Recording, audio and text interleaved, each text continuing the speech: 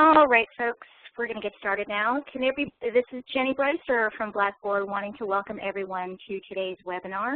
Can you all hear me just fine?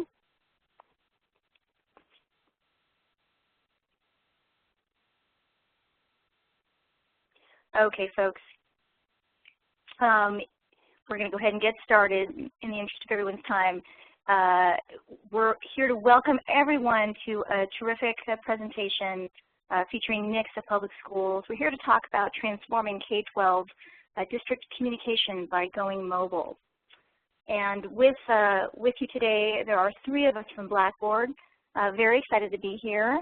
I'm Jenny Breister, K-12 Solutions Marketing Manager on the team, and my colleagues Colleen Smith, who's going to be running the controls for us, as well as Riley and Claire. All of us as marketing associates for you, here to answer any questions you might have towards the end of our presentation.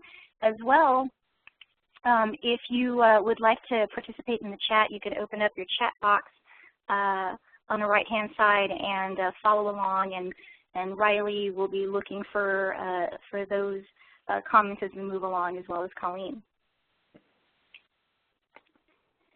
And we also want to just kind of give you a quick heads up. Today's webinar, as we have our conversation about going mobile, we've got some upcoming webinars that you might be interested in as well. Now, these particular ones are part of our Blackboard Innovations in Teaching series, and they are teaching and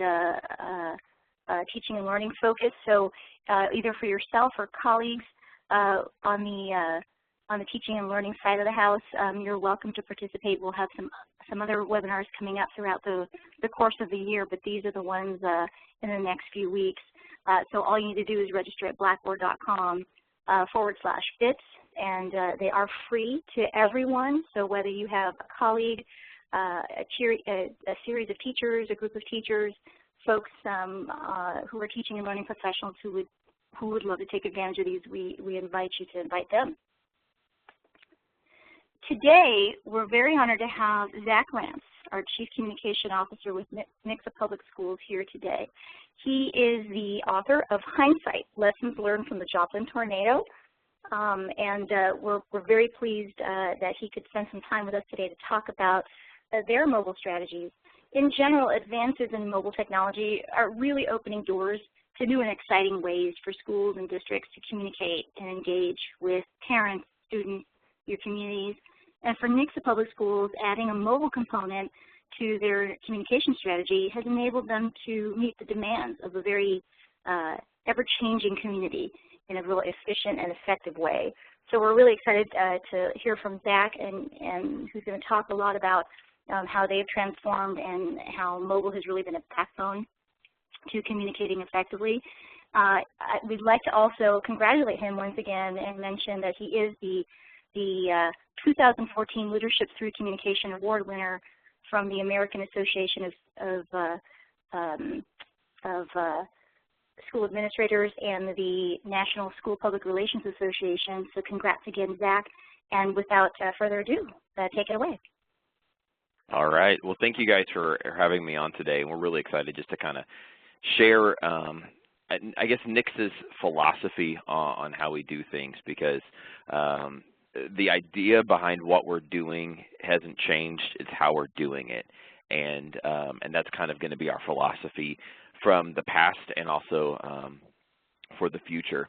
And just to kind of let you know where things started, back in the early 2000s, our school had a strategic planning process, and one of the strategies, strategy one that was identified and is kept being reaffirmed every single time we do a strategic plan, has been strategy one, which is communication, and it will revolve around we will develop and implement plans to enhance the school district's communication process. And so we're always asking ourselves that question, what can we do to make things better, and always analyzing things. We have processes in our school district that we have surveys and feedback methods to always look to do that. And so that's kind of what we're trying to do here with our idea of going mobile. But the main thing, and we've learned this time and time again, and I'm pretty sure all of you realize that in any kind of organization, in a relationship, in anything, without communication, understanding is impossible, and without understanding, conflicts are probable. And that's a quote our superintendent likes to use a lot, because everything we do has to go along the lines of communicating effectively with our audiences. And that if you don't do that effectively, and you don't do that in the way that they need to be communicated with or like to be communicated with, then you're going to get some conflicts. And most conflicts happen because perceptions are off, or you confuse people, or anything along those lines. And so along with that, there's a lot of times when we're working in the communication field that we find that there's a lot of things that people just think are true about communication and that really aren't. A communication program really doesn't cost a lot. It's all about the philosophy behind what you're doing. And as long as your philosophy is to openly communicate with people, then how you do that is kind of where you get the planning process and the execution that goes out. Another one is that you don't need a communication program. Hopefully that's starting to really change in the school environment, but we still find that in a lot of schools that they think that if we just don't talk, we can't get tripped up. But the problem is people are communicating, and you want to be a part of that conversation. And so having an effective communication program will help you with that. Thinking along with that, if you just keep people closed off from the school, they won't find out what's going on or whatever. Well, students have cell phones, and teachers have cell phones, and staff have cell phones, and so pictures are going to get out, recordings are going to get out, and if you're not, again, a part of that conversation, that'll be a problem. You can't keep doing what we had in the past. Our students, they look at a typewriter and they don't know what that is. We were joking that the students that are getting ready to enter high school will have all been born about after the year 2000. So there's just a lot of things that they have no concept of, and we have to change how we communicate with them as well. You also need to make sure you have internal communication. That's a major focus, because if you don't communicate with your staff well and give them resources, then they're not going to be informed. And when they're out at the grocery store and somebody asks them what's going on, they'll be like, I don't know, they don't tell us. And so if you make sure that they have access to resources, you're going to help support your communication plan as well. And the last one, and this is probably the one that we run into a lot, is just because it works in one place doesn't mean doesn't mean it's going to work in your organization. And so what you want to make sure of is you test things out, and you make sure that if it doesn't work in your organization, that's fine, or what do you need to adjust it. You have to know your district, and we'll get into that here just a little bit. But with a high-quality communication program, you're going to be able to counteract negative press. Bad things are going to happen because you're dealing with imperfect people in any organization. And so being able to get communication out to people quickly will help you when anything negative does happen. You're going to help with your community relations. You're going to be able to tell the success stories, as we all know that many times getting that information out to people on the good things is difficult, especially in various communities where the media is not so friendly, or where you just don't have a presence of media. You have to have a way to get that information out. And then also, you're going to be able to have just more open communication through your different areas of your community. You're also going to be able to help with morale. If people feel like they know what's going on, it does help with a more positive attitude in your organization. People are going to know what's going on, so it's going to help with those bond issues and your credibility in your community, and that trust factor. Trust is a very big thing. If people think they're being lied to or things are being hidden, then that trust factor will not be there. And then you're going to be able to develop a broader identity at the regional and state level. You're going to be able to help people identify with you and know who you are, and also reach out and make more impact just beyond your community. And that's kind of a more of a business marketing thing, but that's the same thing that happens in the K-12 market. And the whole idea behind that is, you have a piggy bank of perception in your community, and what your goal should constantly be is to to deposit positive things into your piggy bank, because at some point in time, you're going to have to withdraw from that piggy bank. Something negative is going to happen. And so if you're able to use your various communication methods to put that information out to the community, if one negative thing happens, they're going to have to try to weigh it against all of the other positive things that you have already communicated with them about.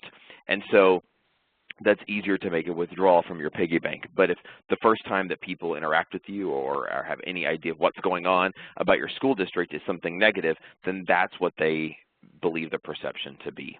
And so with that, with a lot of different communication platforms and mobile strategies, we move into how we do it. And that's, we inform early, often, and through multiple channels in an organized manner.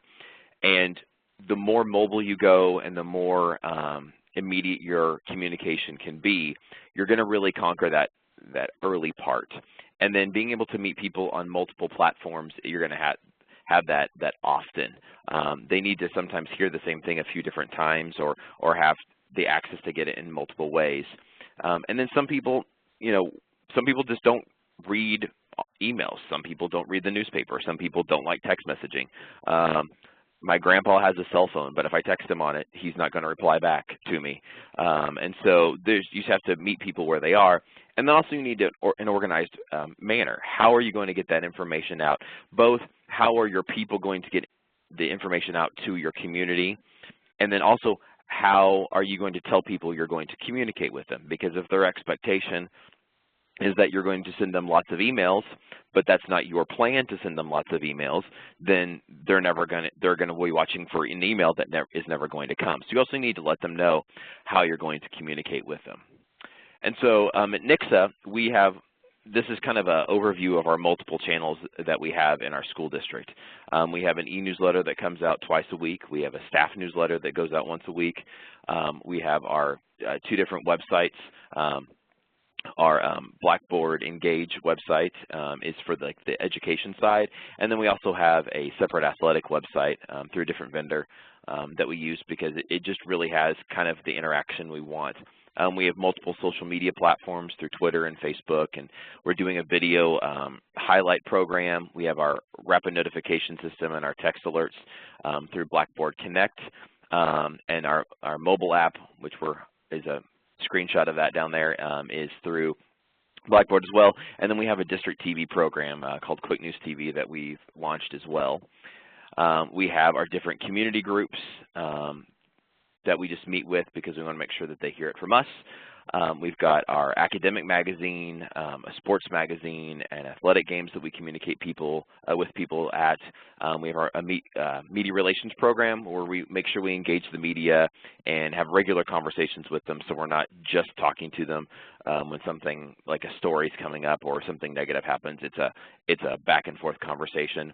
A big part of it is surveys in our school district because we want to make sure we understand what people are wanting and what their perceptions are, because contrary to popular belief, reality is not necessarily where people are. They may be in perception land, and you're trying to bring them a little closer to reality, and you have to know what their perceptions are before you can help with that. And so if you think everything's great in your school district and they don't, then you need a method to measure that. And so that's been a very positive thing in our school district, our customer service surveys, and especially our internal communication surveys, because you're giving people the ability to give feedback, and that's what they really want. We also have our staff groups that we meet with regularly, which is a ProCom is kind of our professional community meetings. It's going to be more along the lines of kind of like a union or a negotiation meeting to a certain extent. I know every state's a little different there. Our academic huddle is where we're able to get our various groups together and talk with them. We have a representative from each school and maybe in a different organization within the school that we get together and just kind of talk and listen for those perceptions. And then, of course, you've got your school marquees as well. And when we do things, we always try to think in the magazine philosophy. And when you get into the mobile platforms, that's going to be probably even more because you have fewer characters to work with in a mobile platform or mobile idea with like Twitter and texting and an app because things have to be even more precise. But that's the world we live in, and so we need to operate as such. And so first thing is we always try to do some sort of visual to tell people what happened, because when you open up a magazine, you usually flip through and you look at the pictures first. And that picture or that graphic should do its best to tell a story. And if that's all they see, they at least have an idea of what's going on. And then you move to the headline, which is now is going to be almost like your Twitter status or a text alert to kind of tell what happened, those short bursts of information. And then a short paragraph to tell what happened is kind of what we put on our news feed on the website or on our e-newsletter, those little 100-word blurbs that kind of tell people what's going on.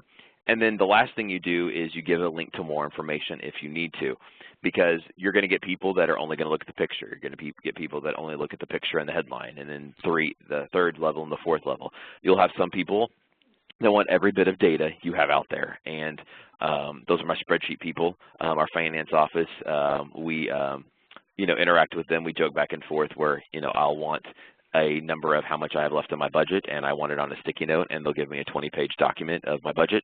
And so it's just those different mentalities of how we work with stuff. So all of those different things help us really reach the people that we're trying to reach in our community. And so we're always putting out pictures, we're always putting out text alerts or Facebook updates or Twitter updates, because we want people to see what's going on. And all of those different things are going to kind of go into the mobile idea. And so we've been asking ourselves for a while, why go mobile? Do we even need to be a part of this in the educational community? Is it even relevant? Because just because everybody else is doing it doesn't mean you need to. So this is something, every school district I think really needs to look at and analyze when you're in the world of mobile platforms and mobile websites and everything with your school districts. And so our superintendent is Dr. Stephen Kleinsmith, and this I always like to reference back to some of his quotes. And the reason why I like to do that is because he gets it, and he's the reason why Nixa has been able to excel at communication, because he kind of gets that, and he makes that our driving force here, that he expects communication to be at all levels. And so back in 1994, when he was doing his dissertation, he did a survey of what people thought a good leader needed. And the number one thing out of all the different traits was communication. And as he's researching that, one of the quotes that he uses quite a bit is that if we believe the educational change process is constant and ongoing, then so should the district's communication process. And so that's kind of been his charge to the communication department at Nixa, has been to look at those new things that are coming out and analyze whether or not they are even going to be beneficial to Nixa. Because if it's not going to be beneficial to Nixa, if it's not going to be something that our community wants or needs or even is even going to respond to, then we shouldn't do it. But if it's going to be the thing where they're going to receive effective communication, where they are going to receive information and we're going to build a dialogue with them, then we really need to make sure that we reach out to them. And so when we decided to do a Facebook page and a Twitter account, we have an Instagram account for our school district, still working on that a little bit right now. We added in text alerts, and we're able to kind of gauge those to see where people are responding and where they're not, and we evolve and we change. And so as we do all of the evolving and changing, we need some data to back it up, because we all think that we can have a really good idea about what's going on, but until there's some data to back it up, then it becomes a little bit of a problem. So what I'd like to do is share with you a survey we took on Sunday for our school district. And we do this every few years just to kind of get an idea of where we are. So as of this Sunday, 89% of our families have a smartphone. That's up from the 60% range just a few years ago. And so that is a huge jump for us as a school district. And so that really kind of reaffirms what our idea behind why we're doing what we're doing. However, out of those 89%, only 43% of the people were aware that we even had an app. We launched our app at the beginning of this last school year, and it takes some time for things to kind of catch on, and we were just kind of letting it kind of flow and see how people were going. But this was my wake-up call that we need to do a little bit better job of getting it out there. But we're working on that, and we're excited for the future of what the app's going to look like as well. Another thing, there's this, as you move to the mobile platform, though, you also need to look at some other things. One of those is if everybody's getting a smartphone, some of the national data is showing that some people are skipping a computer and they're going more into a tablet smartphone realm. So we're because tablets and smartphones now can do a lot of the same things that a basic computer can as well. And so we wanted to make sure that who can print in the home. So while a lot of our people have smartphones, we only have 73% of our school district that can actually print in the home. And that's going to be down from, I think, the past. We're seeing a little bit of a reduction in that because people are getting more things like tablets, where there's 65% of our people have a tablet in their home. And so we're kind of seeing this trend of more mobile devices come into our school district. We have, 94% of our families have email access, so that's something that we look at and how we're going to communicate. So how does Nixa's data kind of look to the national data? And the reason why we're going to focus a little bit on millennials just a little bit is because millennials are your youngest group of parents, and they're the next group of parents. And so as you look back at the different, the millennials and Gen X and the baby boomers and that, just all the different age groups, they all have over, stereotypical trends that you follow. And so we already have things in place for a lot of those generations through paper copies of things of magazines we mail out. We have things along the lines of Facebook and Twitter and email and the website. So all of those kind of things. But the next group are your millennials. And so looking at the national data, we have 80% of millennials own a smartphone. That's from Fuel.com. I actually saw a stat the other day that showed 90%. So I'm going to say between 80 and 90% of millennials own a smartphone. And so if they're going to be coming in with a smartphone, then we as school districts need to be ready to meet them where they are, because that's how they're going to communicate more. And that's up from 62% in the 60s and in the early 2010s, 10, 11 there. And so that is really skyrocketing, and so we need to watch for that. Mobile app use increased 115% in 2013 over 2012. So we're really starting to see this whole mobile app wave come in because how people are starting to use their smartphones as a part of their everyday life. And then this was really interesting to me, this next stat, because we've been in Nixa really looking at the idea of mobile websites. There for a while it was we want to make sure everything can go on a mobile website. But this new data is showing that 89% of mobile time is on apps versus 11% on mobile websites. And so really for us, that was one of the driving forces behind why we pushed even faster for an app, was because if people are on mobile apps and they're not using our mobile website, then why are we focusing so much on mobile websites? We're still that mobile component. We need to be there. So it's a gateway through the app, but we want to make sure that the app is our hub now. And then Blackboard released this statistic that by 2019, it's estimated that 50% of all high school courses will be delivered online. And so not only are our millennials coming up with this online component, but we're going to see even more of the educational communities being even more driven in that online app mentality. And so if that's where it's going, then we need to be preparing ourselves to get there, because that's not that far away. As scary as 2019 to think is, it's really not that far away in the terms of education. And so one of the main things you need to know is you need to know where you are with your community. And so Nixa has a tradition of really reaching out to the community and getting a demographic study. So what you see there is a picture of our school district boundaries.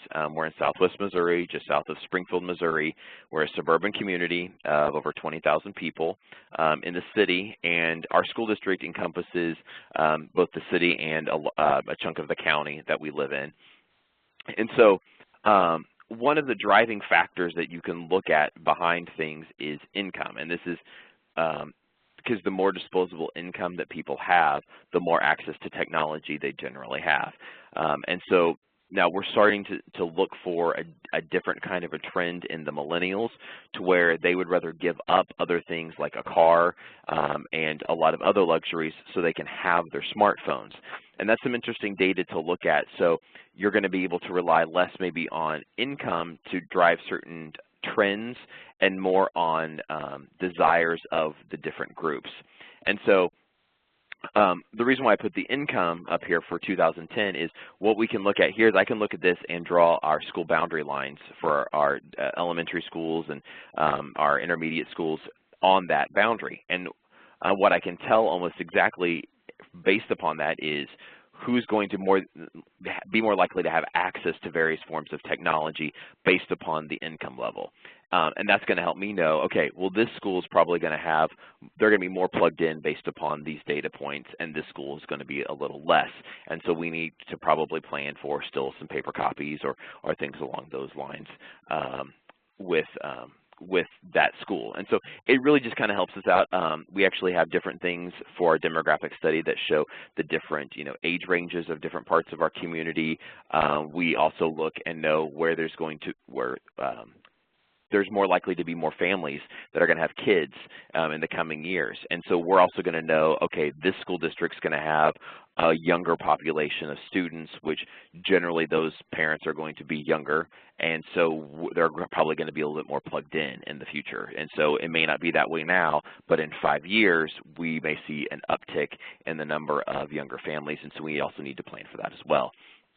And so the last thing that you need to also do is have a plan to help people move to a more mobile platform, because that's where everything's going to be headed, and there are going to be people that are going to kind of drag their feet as they go along, or they're going to think, why do we need to do this, or what's the point? And so bring in those data points. A lot of your people, if you're in the communication field, you kind of get that, but then you're going to have to sell it to other people. So what are some of those data points that you can look at and reach out to and say, look, here's our school's data. We have a really high uptick in the number of young families coming in. And so we need to be preparing, because this is a trend for millennials. You may not have that local data, but you can find the national data to kind of support it and say, let's do a survey, let's do things. We did ours as a phone survey that went out through Blackboard Connect, because we didn't want to do it as an online survey because not everybody has access to internet. That's going to skew it just a little bit. But I would say 99.9% of the people in our school district have access to a phone. And so we did a phone survey that was a yes-no survey, and that really helped us get that data point. It wasn't as skewed as if we would have done it a different way. It's very reliable data, and if you need to get in there more, there are a lot of different companies that actually will go out and do demographic studies for you if you want to get even more in depth. That's what this one is for us, is that company that goes out and does it for us. So, and then people really need to know that you're not trying to chain them down or handcuff them down. This is kind of a mentality of that millennial generation, or the whole app idea is it frees people up. Because there's some quotes here, and I just wanted to talk about a few of them. But the first one is, the successful apps offer ease, convenience, and functionality so users can simply open them up instead of resorting to using a browser. And it's kind of that one-stop shop, like what do people need access to, and you give them one place to go. It's that idea of what your website used to be. Your website still is and still should be kind of that central hub to your communication plan, because you can give them all different accesses or points of contact to all the information, but it's a one-stop shop.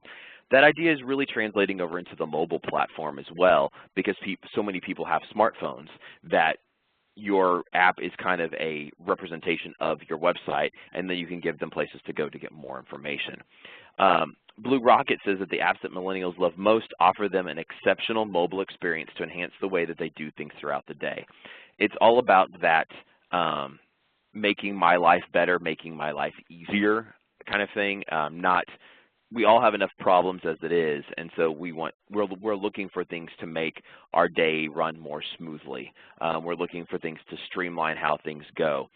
And so that's what millennials are really looking for in what apps take off. And that's for app developers to look at.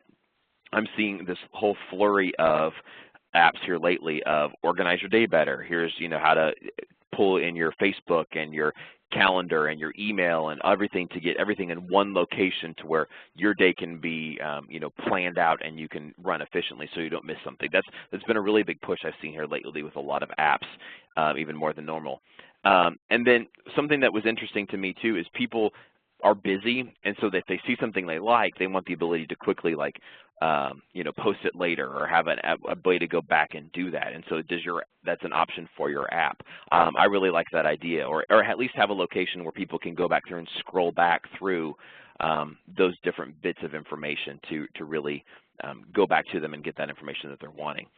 And then the last one, this is kind of looking and reading through all the different things out there. The quote-unquote soccer mom is now the mobile mom, and an app should reflect that.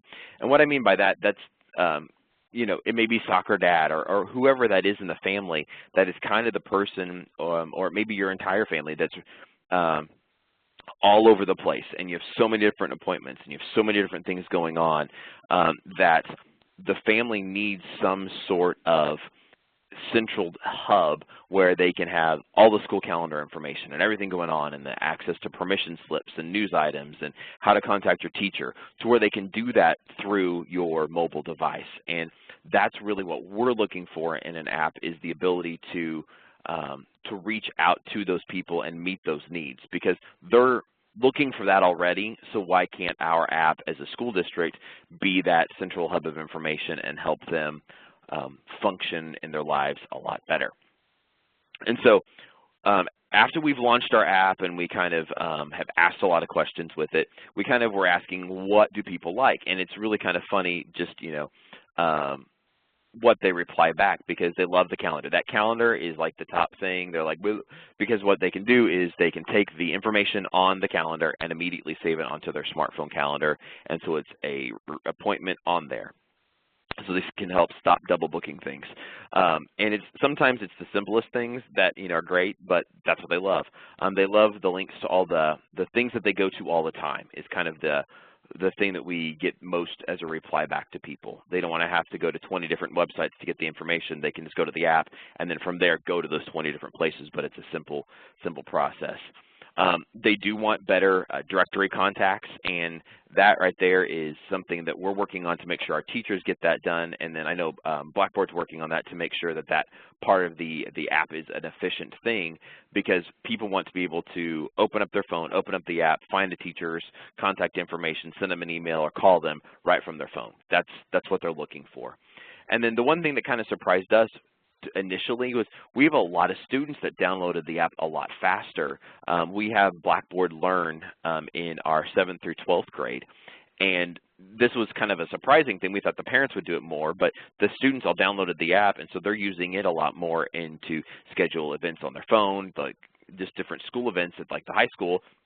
They can go through and check out the school calendar, put all those things on their calendar, on their smartphones, and then they want to link to their grades. They want that PowerSchool login, which is our student information system. They want to be able to log in through their phone or through the app to that. And so we're really looking at those options as far as that feedback goes. But in some of this, you won't know until you actually launch the app.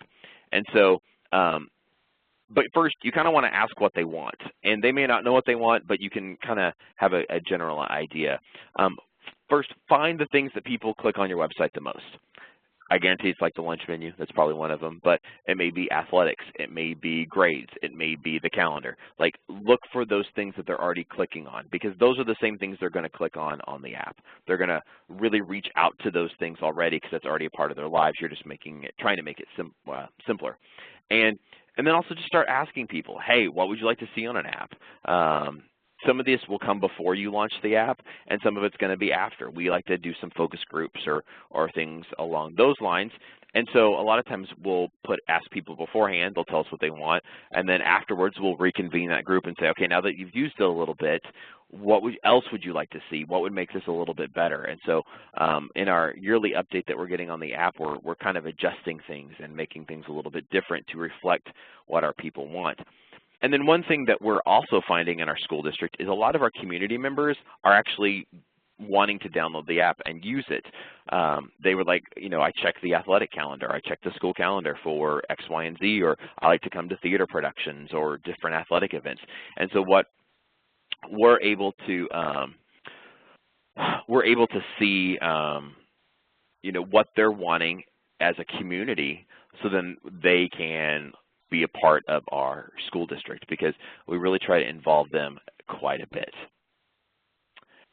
And so after we've kind of, you know, gone through there, some other ideas for some links are your crisis and safety information. We've taken a really high focus on crisis planning in our school district. And if you can put that on your app with a link to parents, if they know what is going to happen or how your plan and it's easily accessible to them, then they're going to be able to react more appropriately in a situation. I know that if I tell parents to not go to the school, if I can get half of them to not go to the school in a crisis, that's great, because they want to save their child, rightfully so, but they may also be impeding the safety plan or the response plan. But it's our job to let them know what that response is. And so having that basic information, you can't give them all, but having some of that basic information on your app is going to be good. Your student information system is something that people want. They want to be able to log in and check attendance and grades and things along those lines. Lunch balances and lunch menus, that's a big thing there. All those athletics and co-curricular activities, and that kind of depends on how you're going to use your app. If you're going to use it to your clubs and stuff are really going to post a lot of things, then that's great to have that gateway through your app to that. If they're not, the one thing I've learned throughout everything is if it's not going to be updated and it's not going to be current, don't put it on your app, or don't put it on your website, or don't put it on Facebook, or don't start a Facebook page or whatever. Because if there's information that's not there, people aren't going to go to it, and once they've got it in their head that there's nothing there, they're not going to go back. And so you need only the things on your app that are going to be regularly updated, so people are constantly checking back for the information on those areas. Maybe links to homework help or things like that. Your news information that's relevant, that's in that kind of like that news feed.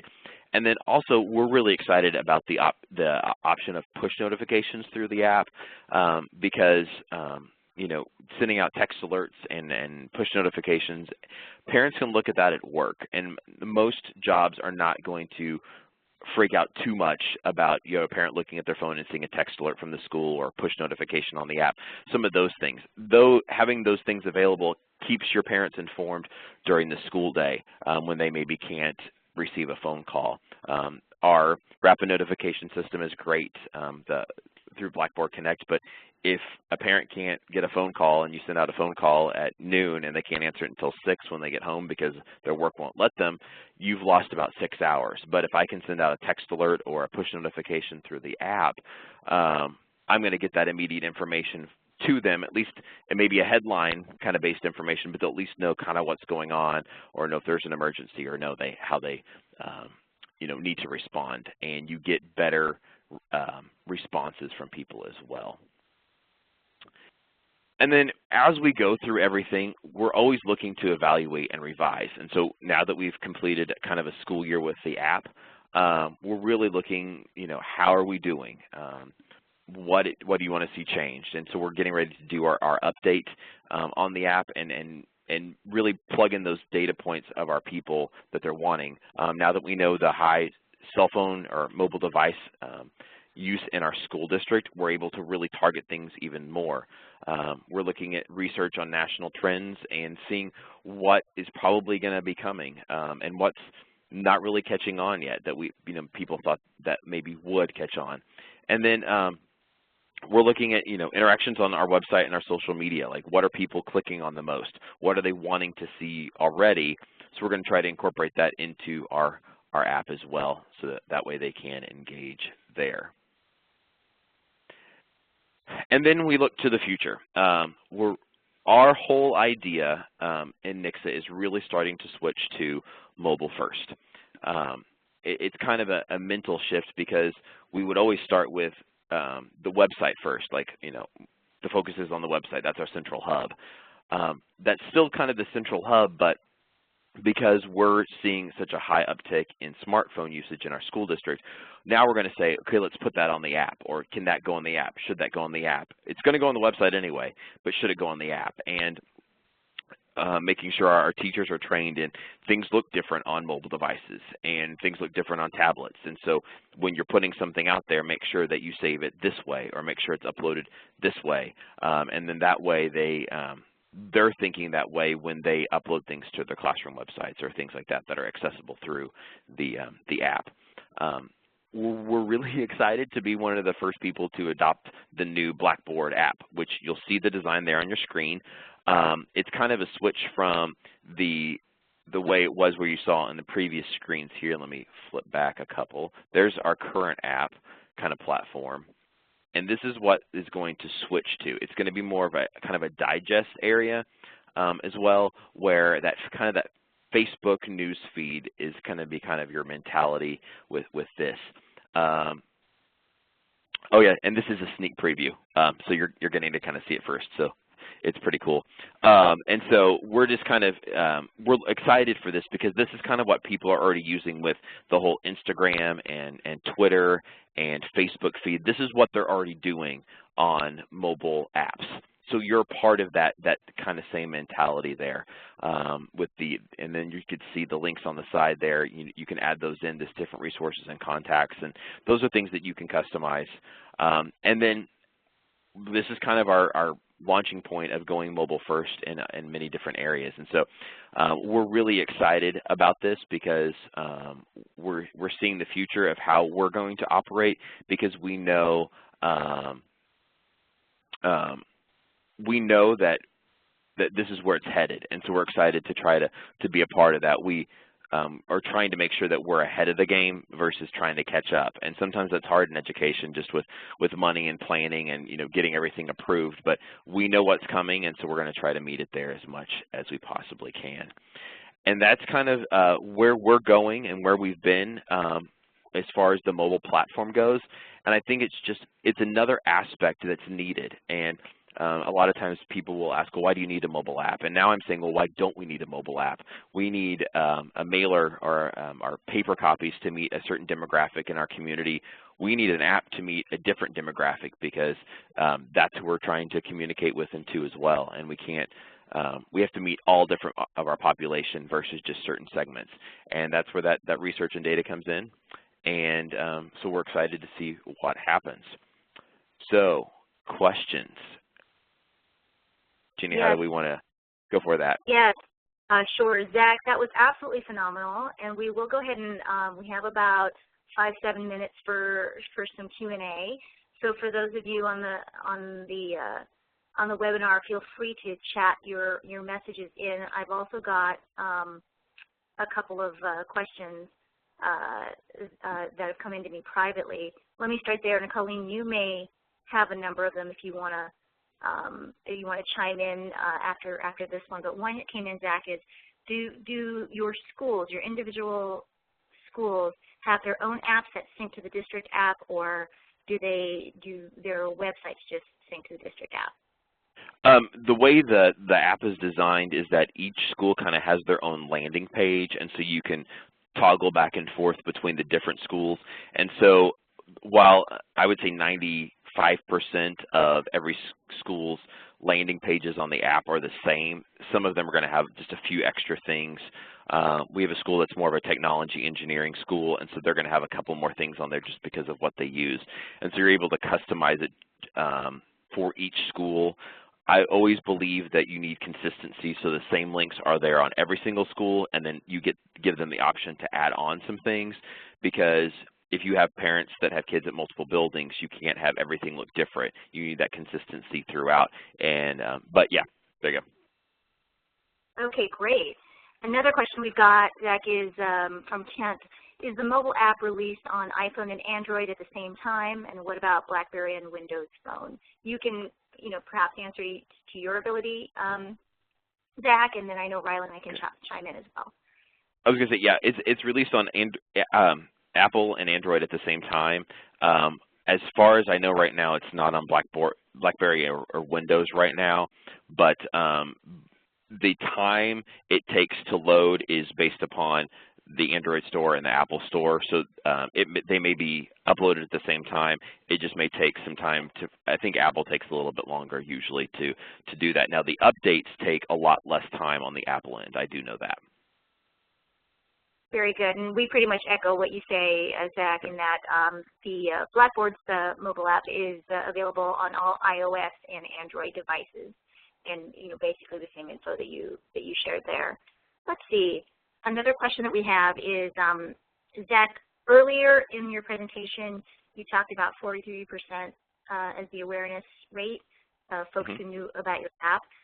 Let's see. How are you reaching out to improve that percentage? You mentioned you're working on it. What kinds of ways, what kinds of communication is in process to ramp up that number? We are looking at we're kind of looking at some back-to-school things to where our parents are going to automatically be interacting with the school district just a little bit more. So we'll have maybe that paper flyer thing. Every once in a while you need a paper flyer. But we're going to have our schools also talk about it in like their orientations. And they're going to be talking about the different things that they're going to put on the app and where they can access information. It's going to become more of a part of the conversation of, instead of saying you can find it on the website, they're now going to be saying you can find it on the website, or it's also on our app too. And so it's just, I think, making people aware of the app and making sure that the information we have on it is relevant, and then they start talking as well. But there's so much information going out there. I think just those little reminders to people, don't forget we have an app. Did you know we have an app? That you may put it out there 3 or 4 times and think people know about it, but not everybody pays attention all the time. So it's just kind of getting more and more people to do that. We're also going to send out through Blackboard Connect, we're going to send out a reminder of a text alert to parents that they can download the app. So there's just different ways of what we're already using. We're going to go ahead and put that into our school as well. Terrific, Zach, terrific. We've got a couple of more questions and comments for you. We have a request for you to release and share your survey data. And that's very encouraging, especially in the way, I would say, especially in the ease in which you ran the survey on your notification platform with Blackboard. So what we can do, folks, is we're going to be emailing you all some follow-up information from today in the next 48 hours, and we can work with Zach on providing some of those results or where to find them.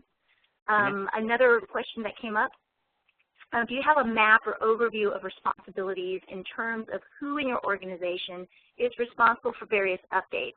For instance, are you the only person doing push notifications, or is there someone at each building who updates lunch balances? So it's just that kind of chain of command with responsibilities, Zach. That's what the question is about. We have an organized kind of a flow of information for our school district. We have designated people at each building that are responsible for updating that school's website. I know other schools, they have like a person that's over several buildings. We kind of break that position down in more of a stipend position for some people at our buildings to help out their office managers. And then they're responsible for making sure their information is updated for the website. And that but what we do is we have that information linked to the app. And so some of those things automatically update on the app.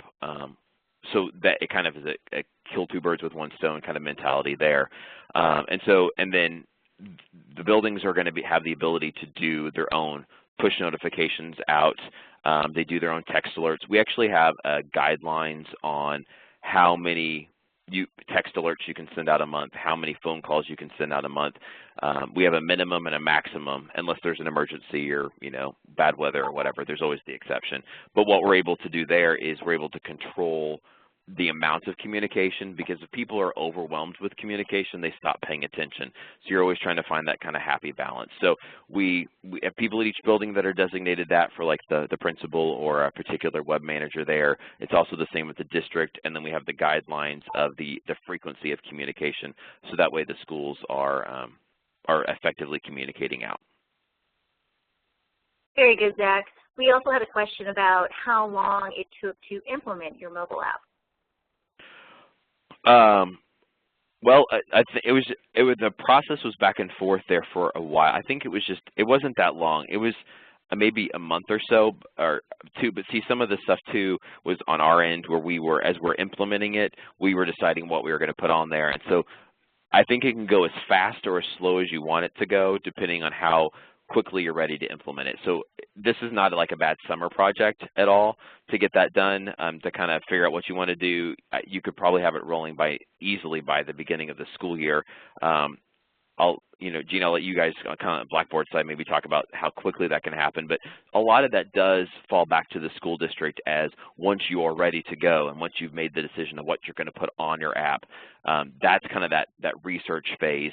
The implementation phase is fairly quick. No, that's good information, Zach. And Riley, feel free to chime in. I can tell folks on the. This is Riley. Yeah.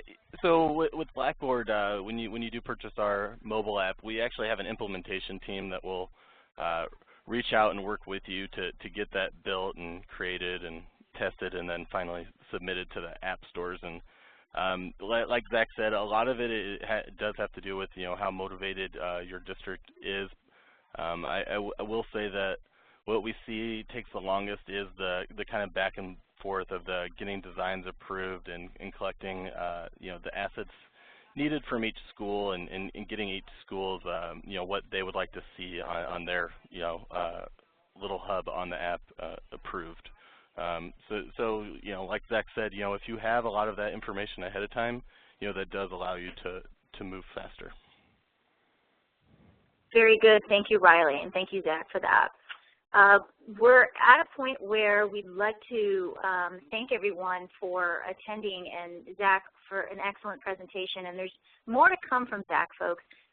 We invite you to take a look at some additional resources that we have available to you.